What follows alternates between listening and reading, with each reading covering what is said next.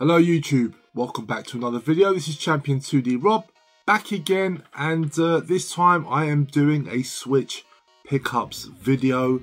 I thought I would do a dedicated video just because I've picked up a lot of Switch games in the last few months and I just sort of wanted to get through them now so I could put them on the shelf, get them ready, because they were just sort of stacking up and I wanted to move them on and put them in the shelf.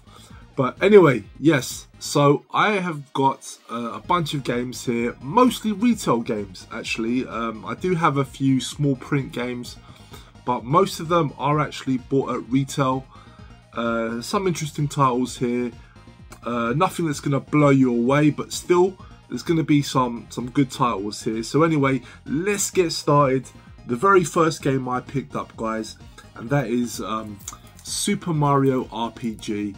Now, the reason why I picked this up is because this game has been something of a curiosity for me for many years. The original game came out on the Super Nintendo, but it was never released in the UK. I've heard tons about this game over the years, but I've never been able to play it. So now I finally got the chance, and I thought, you know what, I'll pick it up. I think that one of the good things about these Nintendo titles, I know it was developed by Squaresoft, Square Enix now, but I think this is one of those games that really is good for beginners, noobs, people like myself who have only really dabbled into RPGs, but more so the turn-based RPGs. I think this is a good one for people that are just sort of want to get into the genre, or are very, very casual players of the genre. So I'm looking forward to giving this one a go. It does look fantastic, so yeah, glad to get that. Next one I have here is Mario vs Donkey Kong. Now, the reason why I picked this one up is because I actually used to play the Game Boy Advance version. So this is a port of that game. It's basically been updated, given better graphics. It's been given an overhaul, basically. It's somewhat of a remake. But yeah, I really enjoyed the original game, so I wanted to get it for the Switch. It's a great time waster, really is. Great sort of puzzle platformer title. I really enjoy it. I just look forward to getting back into it. It's one of those games that I sort of like to play when I'm in between games. You know, when I'm playing something like really story driven, and I'm sort of between that and then sort of like an arcade title. You know, I also like to put on a bit of a sort of puzzle type game, and this one definitely fulfills that. So yeah, looking forward to getting back into that one. Next one I have here, and that is Sonic Superstars. I actually picked this one up when it dropped in price. When it initially came out, I wanted to pick it up, but it actually dropped on the same day as Super Mario Wonder.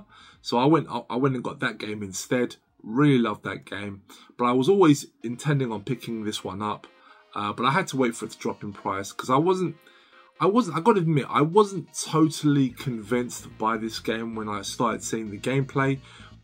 It's great that it's still in 2D and everything, but it does sort of use 3D models and whatnot, and I have heard some mixed opinions about this game.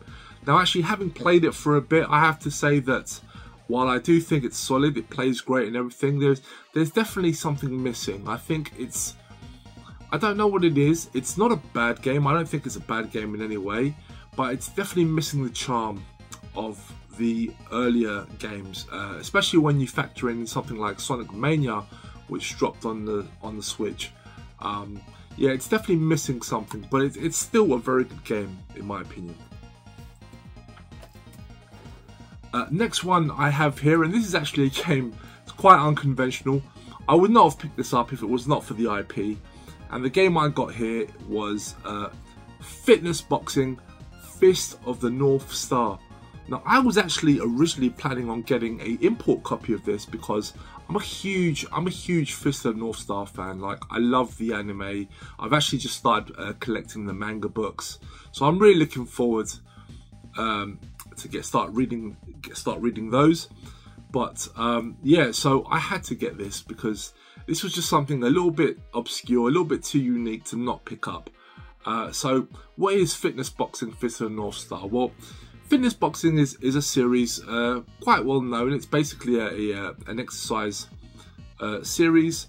In this case, it's boxing, so boxing to get fit. And this uses the license, so instead of like the generic characters that you see in other fitness boxing titles, this uses all the characters from Fist of North Star, including the moves and stuff like that. So I've yet to try it out. Yeah, I haven't given it a go.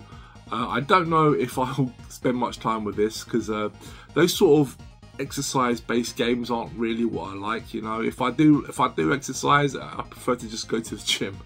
But you know, I will definitely give it a go just to see what it's like. But I'm hoping that it sort of does replicate a lot of the moves from the anime and the manga. But otherwise, you know, it's just a cool one to get. I was glad it came out here in the West. I was actually really happy it got a retail release, because the import copy was very expensive. But I was sort of like eyeing it on eBay but hesitating, and I'm glad I hesitated, because it eventually got announced and I waited for this one to drop. So yeah, very happy to get this. Next game here, I've got Disney Illusion Island, and this is a title that, again, I was interested in, but I held off. Now, this is sort of loosely part of the Illusion series that dates back all the way to the 8-bit systems. So you have Castle of Illusion, World of Illusion, Land of Illusion. And those games back in the day, I absolutely adored. I loved them, had so much fun with them. I especially have very nostalgic memories for World of Illusion on the Mega Drive. I spent a lot of time playing that game with myself, as well as playing with a friend. Has got great 2-player co-op. The games themselves are not the hardest of games. It's really more about the journey. It's just fun. Sometimes games don't need to be difficult. They just need to be fun, and that's what I've always enjoyed about the Illusion series. And this game here also does have the co-op gameplay, so you can actually play this with a friend. It's actually quite interesting. Now, I've not played this with a friend because I have no friends, so I've only been able to play this in one player. But essentially, this is a Metroidvania. This is a 2D Metroidvania style game with co-op gameplay. Now, the Metroid style game itself is not particularly hard. It really isn't. This is actually, I should point out, this is actually the game I'm currently playing, so I'm actually going through this right now, and it's a lot of fun. It really is. I've actually really been enjoying this one. Initially, I was put off because I didn't really like the art style. It's very quite different to the early games, but I decided to give it a chance. I think I picked it up on a sale, and yeah, I've been really enjoying it. You know, again, it's not a difficult game. It really isn't. It's just a lot of exploration, and I imagine I've not had the chance to play with a friend, but I imagine there might be some elements that maybe the levels do change if you play with a friend. But this is actually a lot of fun. I've really been enjoying it. It definitely has a lot of the charm of the earlier Illusion games, and yeah, it's just a great. I think this would be a great introduction to Metroidvanias. So, you know, if you've got young kids, you know, before they start delving into games like Metroid and Castlevania and all the other games of its ilk, this is a great starting point for kids. I would definitely recommend this one for young kids, but also for the young at heart as well. You know, if you grew up with the Illusion games, I think this is a solid one to look into. So much fun with this one so far. Really enjoying it. But again, if you're looking for a challenge, this is not it. But still, very fun to play. Next, a bunch of games here, and these are mostly small print titles, although I think a couple of them did come out retail as well, from what I remember. Now, the first one here, now this was actually a frustrating purchase, because I bought this and then I learned something about it after the fact, which really frustrated me.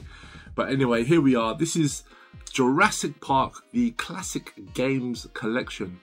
So this was initially a limited run release, but I didn't buy this from limited run. I actually passed on it initially. I then decided to pick it up. I actually bought it from Video Games Plus, which is a Canadian store that sort of sells aftermarket. They tend to can't get my words out. They tend to specialize in aftermarket small print releases, and they tend to buy off a lot of the overstock from companies like Limited Run, and then they sell them on again at standard retail prices. So they're not trying to overcharge people. It's just another opportunity to pick up these titles if you miss out on them. So I bought it from them, arrived very quickly. But then shortly after I bought this, they then announced it was going to get a European retail release, which just annoyed me. But these things happen. That really bugs me. So if you're interested in this, just hold off. It is getting a European retail release. Anyway, moving on. So essentially, this is a compilation of various 8 and 16-bit Jurassic Park games. So you've got, I believe you have the 2 Mega Drive titles, you've got 2 Super Nintendo titles, and I think there's 2 Game Boy titles as well. And it's a very neat collection, I have to say. This wouldn't be an obvious pickup for me because I never really played any of the Jurassic Park games back in the day.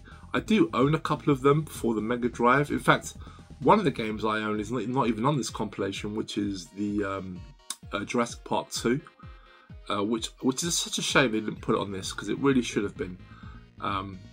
But yeah, it's the Lost World Jurassic Park. It should have been on this compilation, but I guess they just wanted to focus on the games centered around the first film.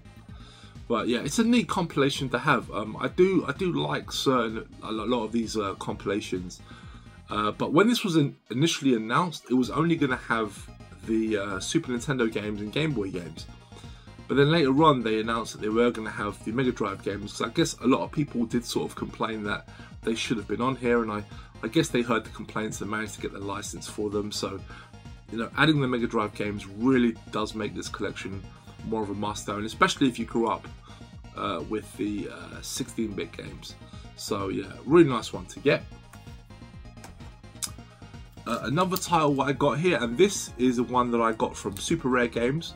I don't really buy often from Super Rare, but every now and again they do pull out a game that interests me.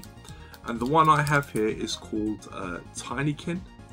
And this is a game that initially would not be one that I would generally be after. This is sort of like a 3D platformer, pick-em-in style of game. So you're like this character that's sort of like micro-sized and is walking around like an oversized house, and you have to make your way across the level to find these little creatures, and then essentially they attach to you. You sort of get them, and then you sort of it's basically like pick-em-in. So you basically walk around, you pick up all the characters, and then you have to like, actually it's more like flicky. It's more like a 3D flicky than pick-em-in. But I actually played the demo of this game, and I actually really enjoyed it. And that's really what convinced me to pick it up, because this was not a game that initially I was going to get. The one thing I will say as well about this game is that I really liked the visuals. It's a 3D game, but it does use sort of like 2D assets for the main character and stuff. And it looks really nice. I really like it. It's got a great visual design to it. So yeah, that's pretty much why I picked it up. And it's actually a lot of fun. Really fun 3D platformer style of game. So if that's what you're into, definitely worth a look. Although, you know, this is now out of print over on Super Rare Games, at least as far as I know. I could be wrong. Definitely check out the website, see for yourself. But it's a lot of these Super Rare titles do tend to go out of print very quickly. But this is actually one of the few small print companies that CEX stocks their games. So if you're in the UK, might be worth looking at CEX to try and get a copy for a decent price. Yeah, this is definitely an interesting one to get. Another title here, this is from Red Arc Games, but this actually did release in retail, because I actually picked it up on Amazon, and that is a game called They Always Run. And this is one game that looked very interesting to me. It's essentially a 2D action platformer, although I haven't had a chance to play it yet. but it sort of looks like a sort of very serious sci-fi action title. Kind of gives me like Flashback vibes, but I don't think it really plays like Flashback, but that's kind of the vibe I think it sort of makes me think of. Looks very interesting. I've heard mixed opinions on this game, but it looked very good to me. I've heard that, I think the criticism I've heard of this game is that the controls are a little bit clunky, so I guess we'll have to find out. But yeah, I'm curious to give it a go. It definitely appealed to me visually, looks very interesting, so yeah, I guess we'll find out. This game here I actually got from Red Arc Games, and that is called Scoutfold Shrouded Insanity, as well as Scoutfold Usurper, and this is the Bloody Pack. So this is 2 games in one. This is a very so basically it's 2 games, and it kind of gives me Castlevania vibes, although the first game is more of a top-down perspective, whereas the second game I believe is actually a side scroller. It sort of gives me Castlevania, but it also gives me Legacy of Kain vibes. It reminds me of especially the first game reminds me of the first Legacy of Kain titles. So again, I've not had a chance to play this one yet, but it looks very interesting. This is the deluxe edition that I got from Red Arc Games. Looks interesting. I've heard that the first game is only so-so, but I actually really wanted to get it for the second game. It's the one that appealed to me the most, but it's just a nice bonus to have both games in one, so I waited to get this double pack. Yeah, so look forward to giving that one a try. And the next one I have here, and this again is from Red Arc Games, although I did actually buy this at retail, and that is Vernal Edge. So this is a 2D action platformer, a very nice looking one, I have to admit. It's I do believe it's a Metroidvania, but it looked very interesting to me. Again, just one of those titles. A lot of these sort of games, because there's so many of these style of games on the Switch or in modern consoles in general, in the indie scene.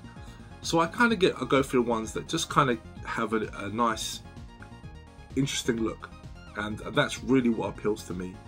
And I've heard this game is okay. I have heard it can be frustrating at times, but I guess we're going to find out. But it looks very interesting nonetheless. The final set of games here, and I've got here, let me see. Yeah, so I've got the next one up is again a game I don't know much about besides gameplay I've seen. It looks very, very cool, and this one is called Chronicles of Two Heroes, Amateratu's Wrath. And yeah, this is basically like it looks like another action platformer, Metroidvania style game. Sort of gives me Ninja Gaiden Shinobi vibes. Looks really cool, has a cool style to it. So yeah, definitely interested in giving this one a look. One thing I did want to bring up as well, that this was released by a company called Tesora Games, and I don't want to just get people FOMO going, but I do believe that I do have a feeling that a lot of the titles released through this company may become collectible in the future, because it's one of those companies that's dropping these titles, these really underrated gems for the most part, and they don't really get much attention. And I also tend to find that they tend to have quite low stock of them as well. So you know, if you're into like full set collecting and stuff, you know, Tesora Games might be worth looking into the games from their catalogue. These are all you can buy these at retail. I tend to find sometimes they don't stock a lot of them, and they do tend to hold their price as well. So yeah, this was a very cool one to get. Next one I have here is Warhammer 40,000 Shotter's Blood and Teeth. So this is like a 2D run and gun title where you're basically playing as orcs from the Warhammer series. Looks like a very comedic, tongue-in-cheek sort of game, you know, sort of metal slugging vibe. So it looks very interesting to me, a nice little 2D run and gunner, so I thought why not pick it up. I believe I also bought this on a sale. It kind of dropped in price. Some of these games I sort of had on my watch list for like a long time, and when they drop in price I just nabbed them. So that was a nice one to get. Next one I have here is called Saga of Sins, and again this is like another 2D Metroidvania. But again, like I said before, this is one of those games that appeal to me because of its visual style. It has a sort of like a stained glass look to it. Very, very unique looking. I found it very appealing, and I've actually heard the game is pretty good. So yeah, that's just another nice one to add into the collection. Again, this is not an expensive game. It's actually pretty cheap. Next one I've got here is called Clive and Wrench. I remember when this game first got released, it was basically viewed as a love letter to games like Banjo-Kazooie, and that was sort of the idea. So it was sort of like trying to replicate the N64 era of 3D platformers. Most people seem to think this game is pretty good, and again, this is one of those titles that I've had on my watch list for a long time, and I waited for it to get a price drop. And then Amazon had it for £10 and I just nabbed it. For that price, any game that drops below 15 quid that's on my watch list would just get bought straight away, because, you know, for a long time this is like about a £20–25 game. When it dropped to £10, just nabbed it right away. So yeah, I don't have that many 3D platformers in my collection, because you know me guys, I mostly gravitate towards 2D titles. But I do enjoy 3D platformers. I just don't really get a lot of them. So I thought this would be a great opportunity to get into some of those games as well as Tinykin as well, which I really did enjoy. So yeah, looking forward to giving this one a try. Another game I've got here, and this one again, I bought it because it was quite cheap, but it gives me very Castlevania vibes, which again very much appeals to me. And that game is Elderand. So this is very much a Castlevania inspired 2D action title. Looks very cool. You know, could it just be a straight Castlevania knockoff? Probably. But you know, if it's a good game in its own right, that's what matters to me. I love the gothic visuals. That's really, you know, like I say, it's the same reasons why I enjoy Castlevania. I'm hoping this game will have that in spades as well. Since Konami don't seem that interested in making new 2D Castlevania games, I'm always interested in checking out other people's versions of that style of game. So yeah, chuffed to get this one. Again, this was not an expensive title. This was a retail release, and I also bought it in a sale. Next game I have here, and like Elderand, this one very much echoes a more famous title, and in this case Metroid, and that is Ghost Song. So again, this is a Metroidvania style game, but although this one has the sci-fi edge, it definitely is taking a lot of inspiration from Metroid, and it looks great. I have to say, this game, I think this game kind of went under the radar for a lot of people, and not a lot of people talk about this game. I've heard a lot of good things about this game, but it's just one of those games that otherwise people don't really talk too much about, but those that have played it said it's a solid game. So I definitely look forward to check it out. If you're looking for a Metroid fix, this is probably one you should check out. And the last game I picked up here, and this is another compilation, and that is the Tito Milestones 2. So there was a previous release which I didn't pick up, mostly because I didn't really like the games that were on that compilation. There were just some Tito titles that are a little bit too old school for my liking.